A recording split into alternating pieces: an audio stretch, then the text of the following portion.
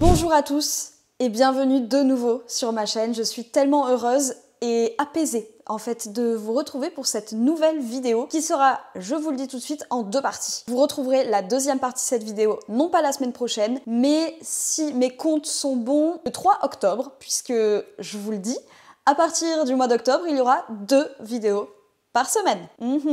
Donc abonnez-vous.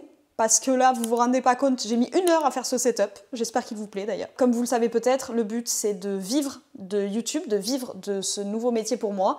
Donc votre engagement est très important pour moi, pour la production des vidéos et pour garder cet appartement et pouvoir en payer le loyer, n'est-ce pas? Aujourd'hui, on va parler de stress, on va parler de confiance en soi et du rapport entre les deux. Donc, une petite tasse de thé, un petit cahier pour noter les infos parce qu'il y aura pas mal d'informations nouvelle, je pense, pour vous. Je m'appelle Alissa, spécialiste en gestion du stress et à travers mon contenu, je t'accompagne au quotidien en te donnant des conseils et des actions pratiques que tu pourras mettre en place. Le but, c'est que tu reprennes confiance en toi, que tu sois de nouveau heureuse et surtout que tu aimes ce que tu vois dans le miroir. Petit jeu de mise en situation pour le début de cette vidéo et qu'on se mette dans le vif du sujet. Ok ? Dis-toi que on est à l'époque de l'homme de Cro-Magnon. Tu es monsieur ou madame Cro-Magnon et tu vas chasser, tout simplement, hein, parce qu'il faut nourrir ta famille. T'es dans la jungle et tout. Tout d'un coup, tu sens les feuilles bouger. Plutôt, tu les vois du coin de l'œil. Et tous tes sens sont mis en éveil. Tu commences à t'apeurer. Et finalement, t'as eu raison d'avoir peur, parce que qu'est-ce qu'il n'y a pas derrière ce petit feuillage? Un tigre aux dents de sabre. Tu pars en chasse avec le tigre, tu te bats, machin, tu le tues. Tu le ramènes à ta maison et tu nourris toute ta petite famille ce soir. Je vous promets, je suis pas dingue. Parce qu'en fait, finalement, ce qui t'a sauvé la vie, toi, monsieur, madame Cro-Magnon, c'est le stress.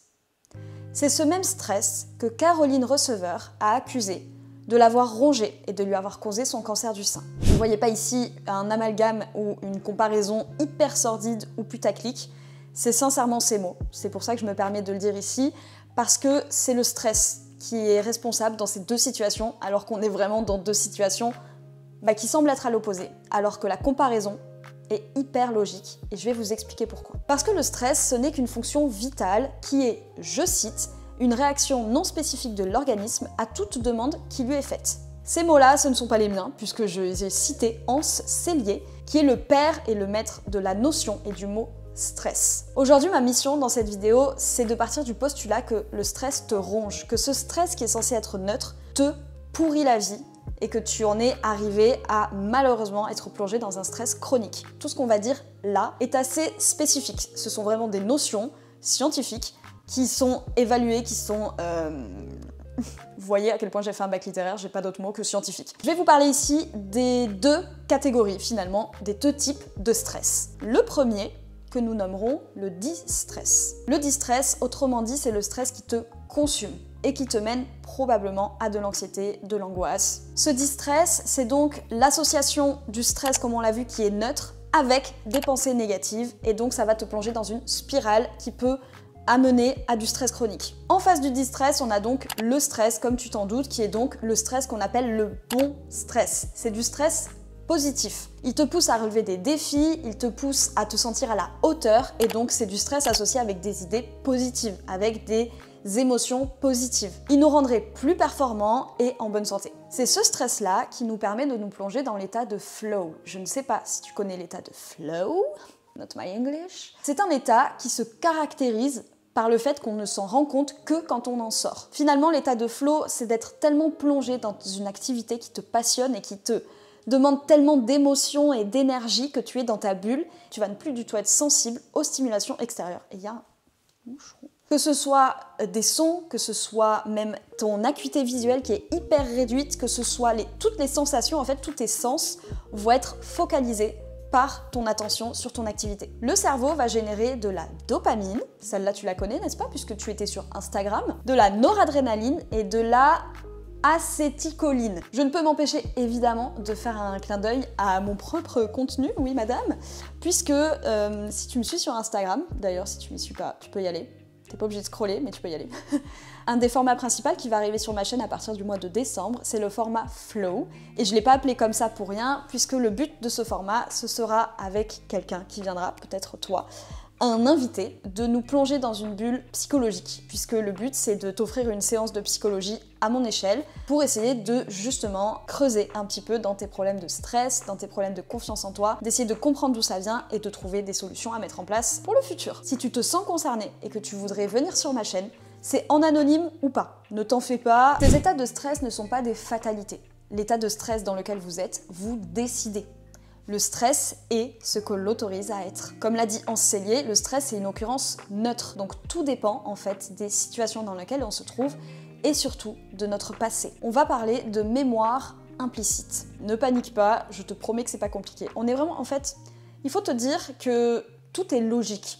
En fait, dans notre fonctionnement. C'est juste des choses que tu ne sais pas encore. Comme tu t'en doutes, mémoire implicite sous-entend qu'il y a de la mémoire explicite. Je vais t'expliquer la différence et les similitudes entre les deux. Je vais commencer par t'expliquer la mémoire explicite, puisque c'est celle à laquelle on est le plus familiarisé finalement.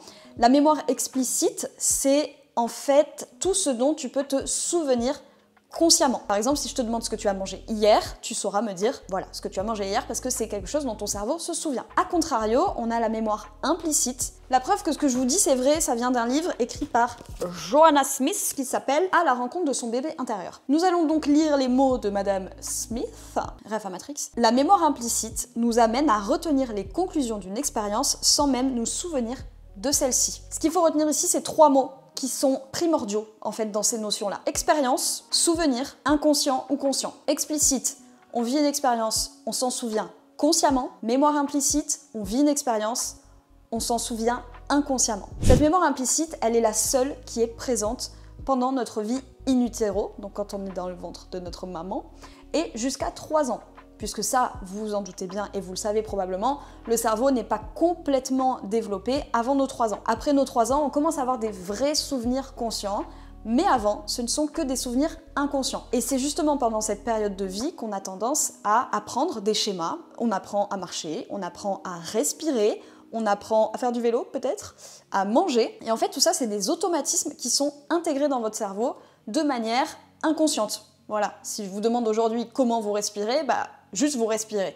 Ça, c'est votre mémoire implicite. Et donc, est-ce que vous commencez peut-être à voir où je veux en venir? C'est que pendant ces premières années de vie, ce qui est aussi ingéré par votre cerveau de manière inconsciente, ce sont les schémas traumatisants et les schémas de manque que vous avez pu ressentir pendant l'enfance. Cette mémoire implicite, comme je l'ai dit, elle a donc une place primordiale dans notre vie, puisque sans elle, on serait obligé d'analyser tous nos automatismes, tous nos mouvements.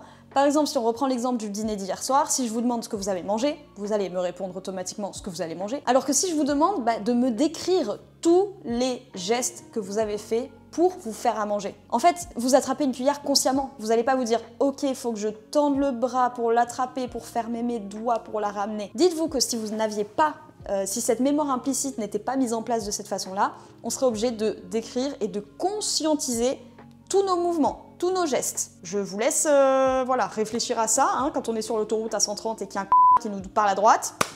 Trêve de plaisanterie, là où je veux en venir, c'est qu'en fait, durant toute notre vie, nous allons faire face à plusieurs expériences. Certaines seront donc traumatisantes, au sens propre du terme, et vont s'intégrer dans notre mémoire implicite. Ça va donc créer un manque pour certaines situations, ou une façon biaisée d'interpréter les situations. Comme tu l'auras compris, cela aura donc un impact sur notre vie, sur notre perception des choses, sur notre relation avec les autres, et malheureusement, avant tout, notre relation avec nous-mêmes. Pour faire le lien avec notre sujet du jour, c'est donc cette mémoire implicite qui joue un rôle dans le stress post-traumatique. En associant la mémoire implicite, le stress neutre de base, avec les émotions négatives et traumatisantes d'une expérience, on a donc un cocktail énorme et explosif surtout qui mène à des situations de stress post-traumatique. En fait, le cerveau n'analyse pas cette situation comme passée, comme terminée, et il la rejoue sans cesse à chaque situation, à chaque odeur, à chaque contexte, à chaque bruit qu'il analyse comme le ramenant à cette situation-là. Puisque d'ailleurs, PS, 2 points, le cerveau marche par association d'idées. Voilà.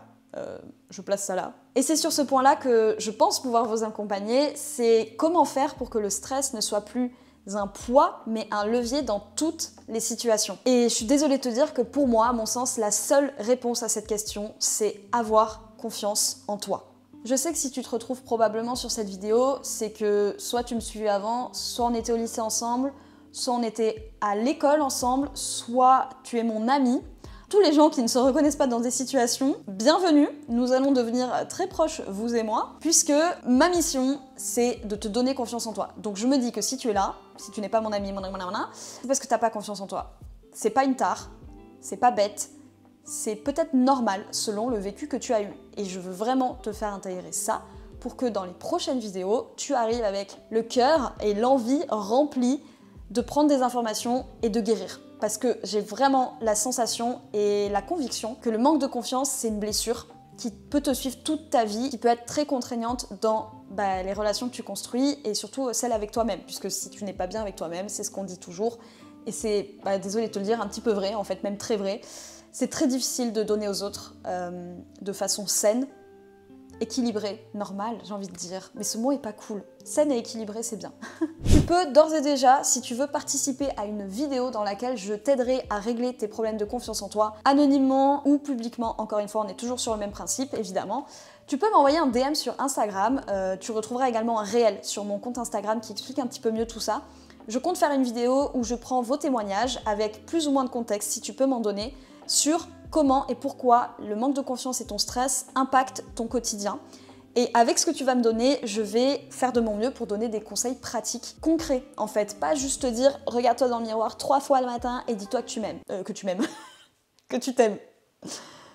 Lapsus révélateur, je ne sais pas. Toujours est-il que tu peux participer à cette vidéo. Je vous dis qu'à moitié au revoir parce que cette vidéo n'est pas terminée. Et on se retrouve donc le 3 octobre pour la suite de cette vidéo.